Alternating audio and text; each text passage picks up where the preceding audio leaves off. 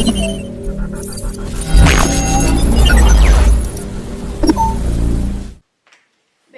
i benvingudes a les notícies de l'Institut La Segarra.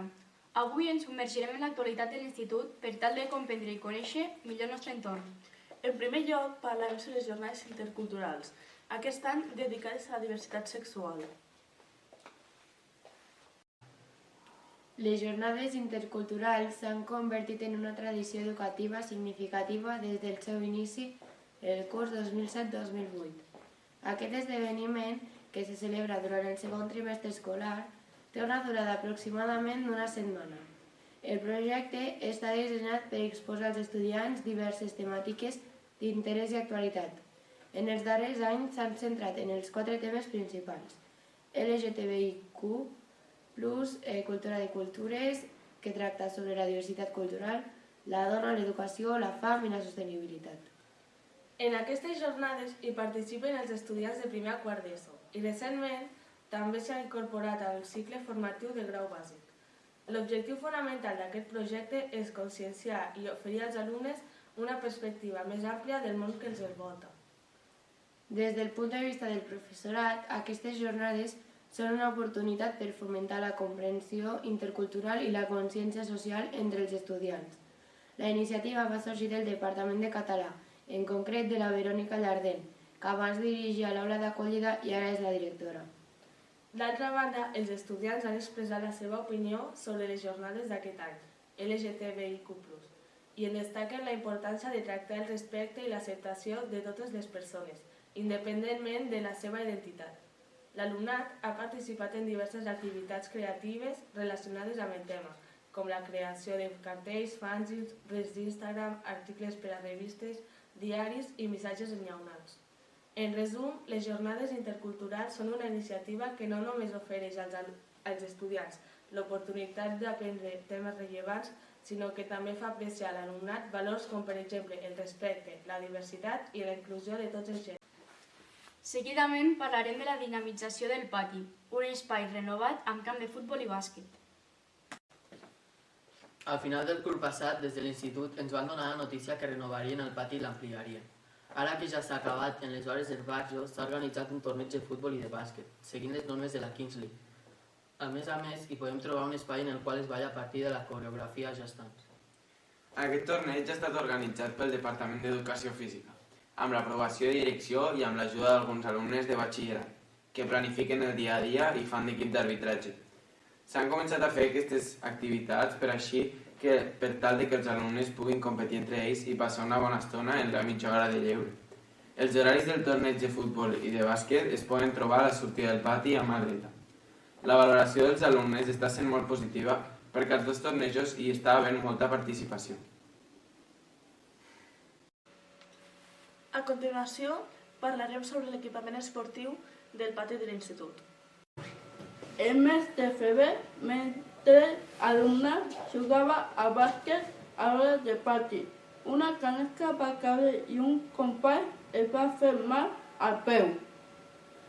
Alumnes de tercer d'ESO, volem que ens ajudi a millorar l'equipament esportiu que el pati, arreglar les porteries, les cistelles que estan trencades. A més, també parlarem de l'esquiada de primer d'ESO, emocionant aventura d'aprenentatge i diversió a l'espai. Com el text. Un grup de 40 alumnes de primer d'ESO van tenir l'oportunitat durant el mes de gener de passar 2 dies a la Molina, on van aprendre a gaudir de l'esquí. Aquesta sortida la va organitzar el Departament d'Educació Física amb la col·laboració de l'empresa de Grans Espais, la qual es van encarregar de tot, des de l'allotjament fins als forfits de la pista i les classes d'esquí, garantint una bona experiència i segura per tots els alumnes. Amb un cost de 225 euros per alumne, van poder gaudir de 4 hores d'aprenentatge diari amb monitors especialitzats. Tot i que no hi havia gaire neu, la neu en pols elaborada per les pistes va proporcionar un bon entorn per a l'aprenentatge. Els docents i les famílies han valorat positivament l'experiència, destacant els bons moments i l'absència d'incidents. Amb gairebé la meitat dels alumnes de primer ESO participant, l'esquiada va ser tot un èxit que deixa tots amb ganes de repetir l'any vinent. altra de les notícies que veurem avui és sobre la sortida d'Argelers que van fer els alumnes de tercer d'ESO. L'altre. L'Institut La Segarra, els alumnes de tercer d'ESO van programar una emocionant excursió a Argelers. Aquesta sortida està vinculada al llibre en què han llegit a classe, Cara que estem junts, de Roca Zagran, que narra la història d'una família de Sabadell, que es veu obligada a exiliar-se al camp de refugiats d'Argelers. Durant unes setmanes, els estudiants han treballat diversos gèneres periodístics, des de la matèria de llengua castellana i català. A mitjans de febrer, per grups, han elaborat una revista relacionada amb el contingut del llibre. El treball va acabar amb la visita de l'autor Roca Zagran i una sortida als llocs dels fets de la Catalunya Nord, els dies 11 i 12 de març. La sortida va començar a les 6 del matí, amb una trobada davant de l'institut on els alumnes van agafar l'autocar. Van esmorzar en una àrea de servei i després van realitzar un recorregut de 6 quilòmetres travessant els Pirineus. A la tarda van visitar la platja d'Algerès, l'escenari principal de la novel·la Ara que estem junts. Va ser una oportunitat emocionant per connectar amb la història que estàvem estudiant i experimentar el lloc físic on es desenvolupa el llibre. A continuació, explicarem la revista El Boi del Cel, una revista elaborada pels alumnes de quart d'ESO que explica el resum del curs. El Boi del Cel és una revista editada per l'Institut La Segarra des de fa 28 anys. La idea del nom va sortir d'uns nens que estaven avorrits i van construir una avioneta. Van tardar molts mesos i al moment de provar-la va volar 10 metres.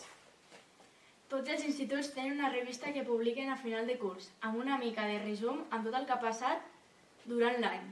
Fins ara aquesta revista estava elaborada pels diferents departaments didàctics, però aquest any són els alumnes de quart qui la redacten. Segons la professora Núria Turull, el tema principal d'aquesta edició va sobre els camèlids. Com aquesta edició, la portada i contraportada no la fan els mateixos alumnes, sinó estudiants d'altres cursos. Aquest any han organitzat un concurs per qui fa la millor portada. La més original la posaran a la revista.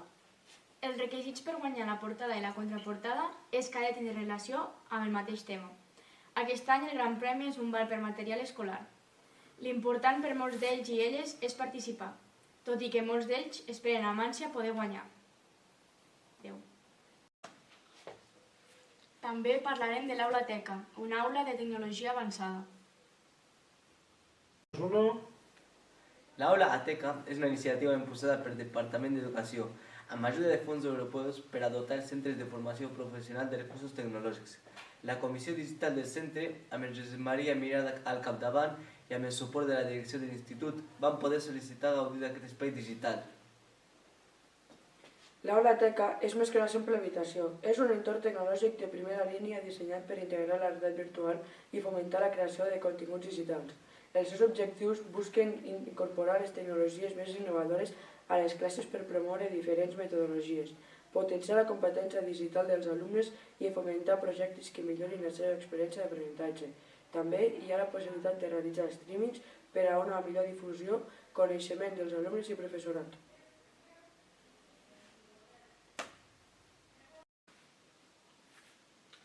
I per acabar, parlarem de l'AFA, Associació de Famílies d'Alumnes, que impulsa la participació i suport logístic en la comunitat escolar.